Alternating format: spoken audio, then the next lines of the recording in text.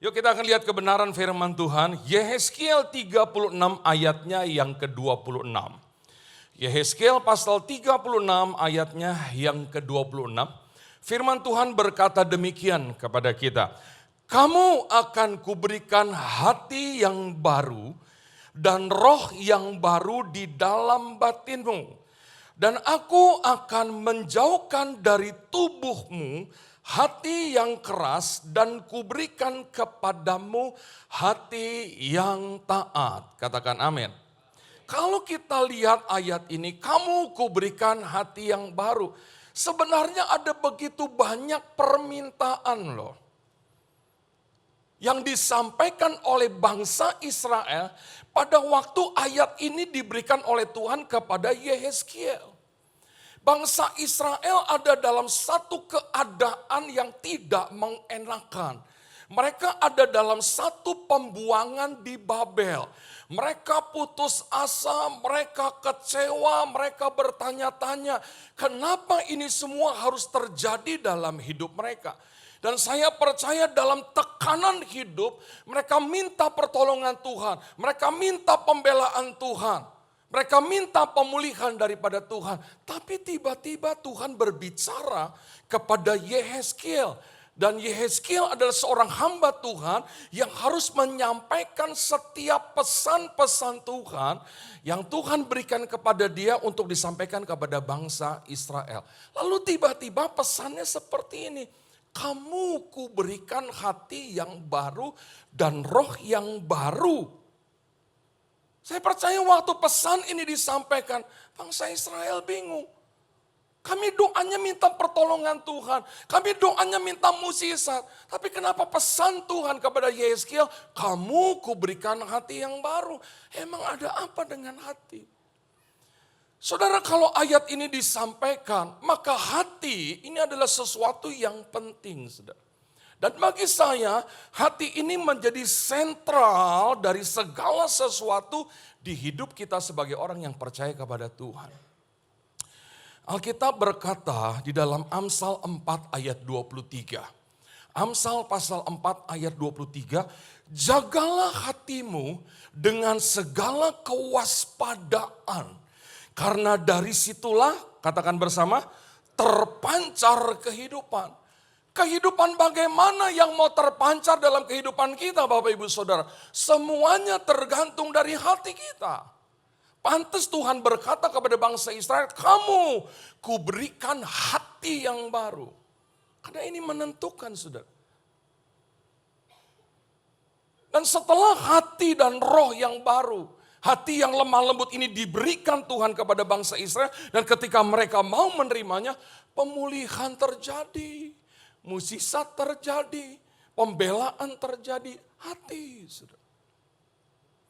Ada banyak di antara kita tidak menjaga hati. Kita bilang loh, jaga hati dengan segala kewaspadaan. Sekali lagi banyak kita nggak jaga hati. Banyak hati-hati yang kotor. Banyak hati yang terkontaminasi. Banyak hati-hati kita yang isinya sesuatu yang gak baik di hadapan Tuhan.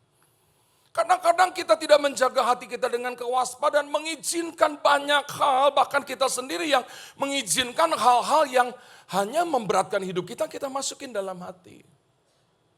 Kadang-kadang kita udah dikecewain sama orang, kita kecewa, kita marah gitu, udah dikecewain. Terus kekecewaan itu, terus amarah itu kita masukin ke hati kita. Sehingga setiap kali kita ngelihat orang yang mengecewakan kita, kita kesel, kita kecewa, kita marah. Tiap hari begitu, bertahun-tahun. Bukankah itu menunjukkan bahwa kita nggak jaga hati? Banyak yang kotor. Yuk sebelum kita masuk di tahun yang baru, kita bersih-bersih yuk. Bersihin hati. Hati pusat dari segala-galanya. Amsal 17 ayat 22. Amsal 17 ayat 22 firman Tuhan bilang begini. Hati yang gembira adalah obat yang manjur. Tetapi semangat yang patah keringkan tulang. Hati lagi. Hati yang gembira adalah obat yang manjur. Saya udah minta maaf sama Tuhan karena ayat ini saya berikan kepada jemaat hanya pada waktu ketika saya besuk mereka, ketika mereka lagi sakit. Setelah saya doakan, pasti ada pesan ini.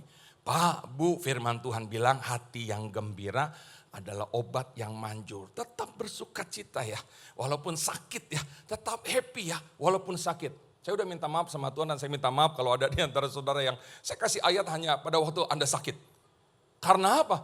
Karena hati yang gembira itu harus tiap hari ternyata. Saya dapat pemahaman baru dari Tuhan. Bukan hanya pada waktu sedang sakit. Kita dipaksa untuk bergembira. Kalau udah sakit di rumah sakit, bagaimana mau bersuka cita? Udah badan sakit, terus ada tagihan rumah sakit. Gitu. Terus kita disuruh, ayo happy, ayo bersuka cita. Susah.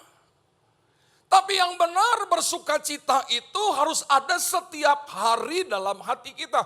Hati yang gembira adalah obat yang manjur. Kalau kita bersuka cita, kita bergembira setiap hari saudara, maka tekanan darah normal, kolesterol normal, asam urat normal, darah nggak kental. Semuanya normal, baik. Hati yang gembira adalah obat. Haleluya. Maka jaga hati. Kalau ada banyak perkara-perkara yang tidak terduga datang dalam hidup kita, yang hanya mengganggu sukacita kita, yang hanya bisa menghilangkan kegembiraan dalam hidup kita, singkirin, tolak, menghindar. Nah, ini cuman bikin hati gua nggak bersuka cita aja nih. Ini bikin gua emosi, menghindar. Amin.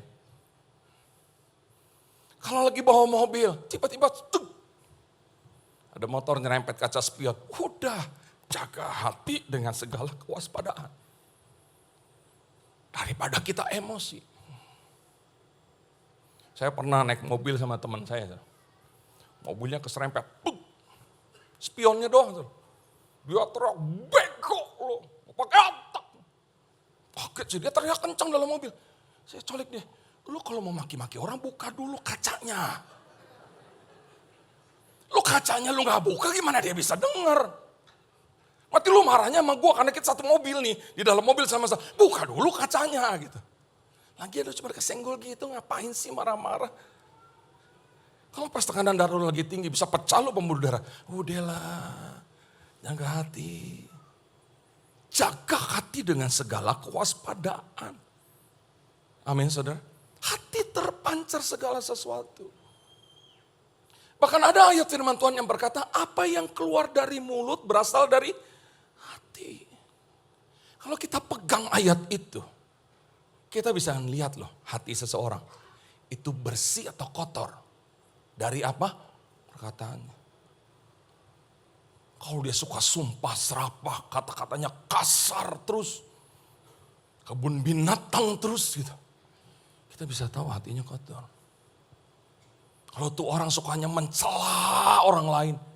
Fitnah terus jelek-jelekin orang gitu. Kita bisa tahu hatinya kotor. Karena ayat firman Tuhan yang kasih tahu apa yang keluar dari mulut berasal dari hati. Kalau mulutnya tukang bohong kita bisa tahu nih hatinya. Kotor. Maka bagi saya hati ini adalah sentra dari segala sesuatu. Kehidupan bagaimana yang mau terpancar dalam hidup kita. Kehidupan bagaimana yang mau kita rasakan dalam hidup kita. Maka di momen beberapa hari kita masuk tahun yang baru. Saya sampaikan pesan ini. Kamu kuberikan hati yang baru. Yang baru tuh selalu bicara tentang sesuatu yang jauh lebih baik. Pasti. Mobil baru dapat mobil baru. Pasti lebih baik dari mobil yang lama. Baju baru pasti lebih baik. Sepatu baru pasti lebih baik. Suami baru. Nah itu gak boleh dalam nama Yesus. Istri baru itu gak boleh. Baru bicara tentang sesuatu yang baik. Maka Tuhan dengar keluhan bangsa Israel ketika mereka diizinkan Tuhan masuk dalam pembuangan. Dan pembuangan ini mereka alami karena ketidaktaatan mereka. Karena kekerasan hati mereka gak pernah peduli sama Tuhan, saudara. Tuhan dengar doa-doa mereka. Tapi Tuhan mau mereka pulihkan dulu hatinya. Beresin dulu hatinya. Kamu kuberikan hati yang baru, bicara hati yang dipulihkan, hati yang dibersihkan. Bicara tentang sesuatu yang baru yang muncul dalam hidup kita, saudara. Ini yang Tuhan mau. Ayo kalau mau dapat sesuatu yang baru, bersihin hati. Haleluya. Saya nggak tahu isi hati Bapak Ibu Saudara. Tapi saya yakin kita kadang-kadang mengizinkan banyak hal kita simpan dalam hati kita.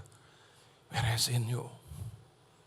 Udah kecewa sama orang, udah kesel sama orang, udah disakitin sama orang, ya udah. Waktu gak bisa balik lagi diulang. Yang bisa adalah ke depannya bagaimana. Maka saya pernah sampaikan firman Tuhan di tempat ini, aku melupakan apa yang udah di belakangku. Dan mengarahkan diri kepada apa yang di hadapanku. Ini yang Paulus katakan. Kenapa Paulus katakan ini? Karena yang di depan jauh lebih penting dari yang di belakang. Apa yang terjadi di belakang kita, apapun kejadiannya, gak bisa kita rubah. Sudah terjadi. Tapi ke depannya nih yang menentukan.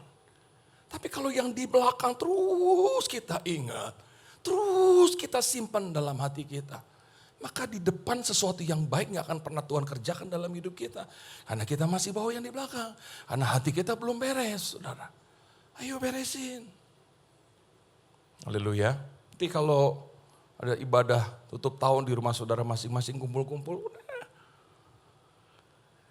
Sampaikan maaf gitu. Saling minta maaf, keren. Supaya apa? Masuk di tahun yang baru.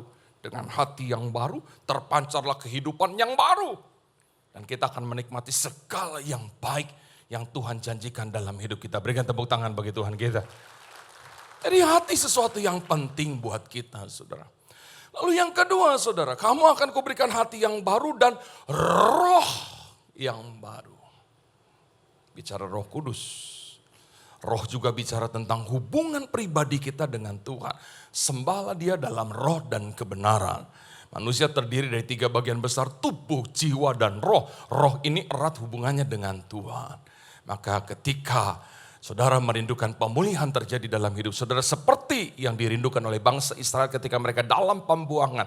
Yang Tuhan berikan hati yang baru dan roh yang baru. Pemulihan dalam hubungan kebersamaan dengan Tuhan, saudara.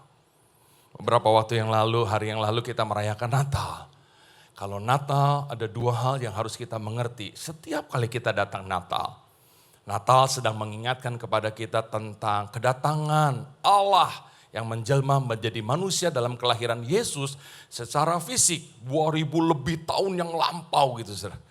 Tapi yang kedua, setiap kali kita datang Natal, kita sedang diingatkan tentang kelahiran Yesus di dalam hati kita. Dan pribadi Yesus yang luar biasa yang ada dalam hati kita. Dan itu sedang berbicara mengingatkan kepada kita tentang hubungan spiritual kita dengan Tuhan. Maka salah satu yang harus ada dalam kehidupan bangsa Israel adalah pemulihan dalam hubungan dengan Tuhan. Yang tadinya hati mereka keras, nggak pernah mau dengar kepada Tuhan. Tidak pernah peduli kepada Tuhan. Maka Tuhan izinkan mereka masuk dalam pembuangan, saudara. Ditawan oleh orang-orang Babel, dikalahkan oleh orang-orang Babel. Malu, putus asa, kecewa mereka. Karena apa? Hati mereka gak beres. Hati mereka keras. Gak pernah ingat kepada Tuhan. Udah banyak hamba-hamba Tuhan menyampaikan pesan kepada mereka. Tapi hati mereka keras. Maka Tuhan berikan roh yang baru. Supaya mereka ingat lagi kepada Tuhan. Iman mereka bertumbuh lagi.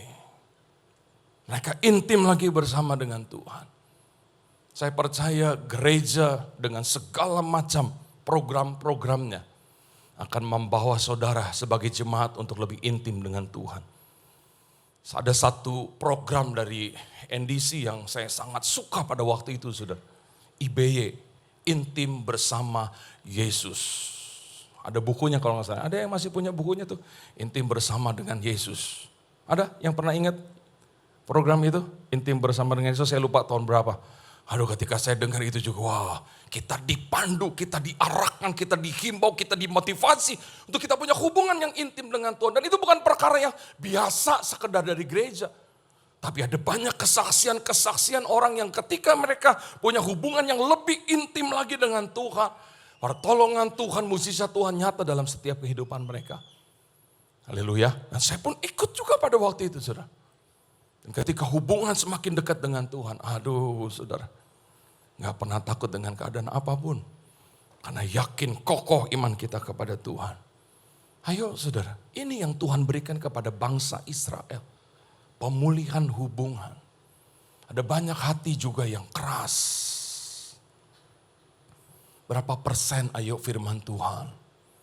Yang waktu kita pulang tinggalkan ibadah, kita melakukannya dalam hidup kita. Berapa persen saudara? Kadang-kadang hati kita keras ketika firman Tuhan gak sesuai. Kadang-kadang kami hamba-hamba Tuhan tuh suka takut gitu. Dengar-dengar maunya jemaat. Pendeta tuh harus begini, pendeta tuh harus begitu, pendeta tuh harus begini. Pendeta tuh khotbah jangan keras-keras, harus ada yang lucu-lucunya lah. Apalagi kalau jam 1, apalagi kalau jam 3 ibadahnya. Harus yang lucu-lucu lah. Kadang-kadang kami bingung gitu loh. Sempat saya agak terganggu dengan hal-hal seperti itu, saudara. Sehingga saya tidak lagi menuruti maunya Tuhan untuk menyampaikan pesan Tuhan. Kadang-kadang jadi harus cari apa ya, harus gimana ya, harus disesuaikan ya. Tapi saya rasa saya salah kalau saya cuma mengikuti apa mau jemaat, saudara. Karena firman Tuhan bilang loh, nanti di akhir zaman ada banyak orang yang hanya mau dengar khotbah yang mengenakan telinga mereka. Tapi tidak mendidik mereka dengan iman. Boleh, saudara. Kadang-kadang kalau kumpul-kumpul hamba-hamba Tuhan, kami ya jujur lah, bukan ngomongin orang, saling koreksi sesama hamba Tuhan. Duh pernah lihat YouTube ini enggak? Duh pernah lihat ini? Lihat. Kenapa? Mereka bilang, mereka suka kalkulasi. Ada jemaat nih bilang, aduh kalau dilihat-lihat ya, firmannya cuma 20%, terus nyombongin dirinya 50%, ada pendeta yang hanya lucu-lucunya 70% gitu. Enak sih buat evaluasi kami hamba-hamba Tuhan. Oh gak boleh seperti itu. Karena kami hamba-hamba Tuhan dipakai oleh Tuhan menyampaikan isi hati Tuhan kepada jemaat. Untuk apa? Lebih baik lagi di mata Tuhan. Maka memasuki tahun yang baru, yuk kita lebih intim lagi dengan Tuhan. Kita lebih peduli lagi dengan Tuhan. Kemarin dalam rangkaian khotbah Natal ada satu tema Natal yang disampaikan kepada saya. Pak, tema Natal kita ini Pak. Temanya pikirkan perkara-perkara yang di atas. Waktu tema itu saya dapat, gak nyambung sama Natal gitu. Gak nyambung. Tapi saya berdoa lagi sama Tuhan. Apa yang harus saya sampaikan? Yang saya dapat dari Tuhan adalah, ayo kita memikirkan segala sesuatu yang ada di atas. Bukan hanya yang ada dalam dunia ini. Di atas ada apa? Ada Tuhan. Di atas ada apa? Ada satu kehidupan nanti yang baru. Yang setelah kita tinggalkan dunia ini bukan akhir dari segala-galanya. Ada satu kehidupan baru nanti yang namanya kekekalan. Yang mana dari kehidupan sementara ini nanti kita akan menuju kepada kehidupan yang kekal dan lewati jembatan yang namanya kematian. Tinggalin dunia ini sudah. Nah kehidupan kekal itu hanya ada dua, sorga atau neraka. Kemana kita akan menghabiskan masa kekekalan dalam hidup kita itu ditentukan dari apa yang kita lakukan selama kita hidup dalam dunia ini. Jadi ketika tema itu diberikan, pikirkan perkara yang di atas, prepare. Saudara. Hidup ini bukan cuma yang ada di dalam dunia ini. Selama bulan Desember ada begitu banyak yang diceritakan kepada saya hal-hal yang mengejutkan. Tadi pagi waktu berangkat ke sini saudara, ada satu jemaat, aduh Pak bingung ya, bulan Desember ini teman saya 5 yang mati Pak. Mendadak semuanya Pak. Ada yang lagi liburan Pak. Tiba-tiba katanya istri dan anaknya hampir terseret arus. Suaminya nolongin. Istri anaknya selamat, suaminya yang meninggal. Kita berdoa biar keluarga itu dihiburkan oleh Tuhan. Minggu lalu saudara saya lagi mau ibadah sementara jam istirahat ditelepon sama teman saya. Pak, dia sebut nama seorang ibu yang kami kenal sejak tahun 2006 saudara. Dipanggil Tuhan. Seorang ibu yang cinta Tuhan banget. Kok bisa? Nggak sakit kan? Sehat kan? Sehat Pak. Lagi liburan di Bali sama cucu-cucunya. Dia baru pulang dari Malaysia, Bangkok, transit di Jakarta, anaknya pulang. Dia lanjut terbang lagi ke Bali sama cucu-cucunya karena mau nengok satu cucu yang kerja di Bali yang belum pernah dia nengok. Dia lagi bawa cucunya ke apotik gitu, Kimia Farma untuk beliin obat buat cucunya yang amandelnya bengkak gitu. Suruh minum obat, dibeliin. Tiba-tiba di Kimia Farma dadanya sakit, jatuh. Cuman panggil Yesus 2 kali, Yesus tolong, Yesus tolong. Berangkat. Kaget saya, mendadak. Masa liburan. Nah kalau waktu-waktu itu seringkali kita dengar, kenapa kita nggak prepare? Dalam hubungan kita dengan Tuhan juga kita sedang mempersiapkan segala sesuatu. Nggak hanya bicara tentang yang di dalam dunia ini, saudara. Nggak hanya bicara tentang kekayaan, uang yang harus kita kejar mati-matian dengan menghalalkan berbagai macam cara. Sementara kehidupan yang kekal nanti kita nggak prepare dari sekarang. Maka tema itu diberikan, pikirkan perkara yang di atas. Yuk kita dekat dengan Tuhan. Kalau tahun ini kita banyak gak ingatnya sama Tuhan. Banyak gak pedulinya sama Tuhan. Ingat Tuhan hanya pada waktu hari Minggu. Membaca ayat firman Tuhan hanya pada hari Minggu. Ayo tahun depan jangan. Karena tahun ini sudah dilewatkan Tuhan dengan segala yang baik dalam hidup kita. Maka tahun depan harus lebih baik dengan Tuhan. Pikirkan perkara yang di atas juga yang saya tangkap dari Tuhan. Bicara tentang kehebatan, kebaikan, kemurahan Tuhan. Dan anugerah Tuhan dalam hidup kita. Pikirin dong kebaikan Tuhan. Pikirin dong perasaan Tuhan. Kalau dia udah baik terus kita sakitin. Gitu.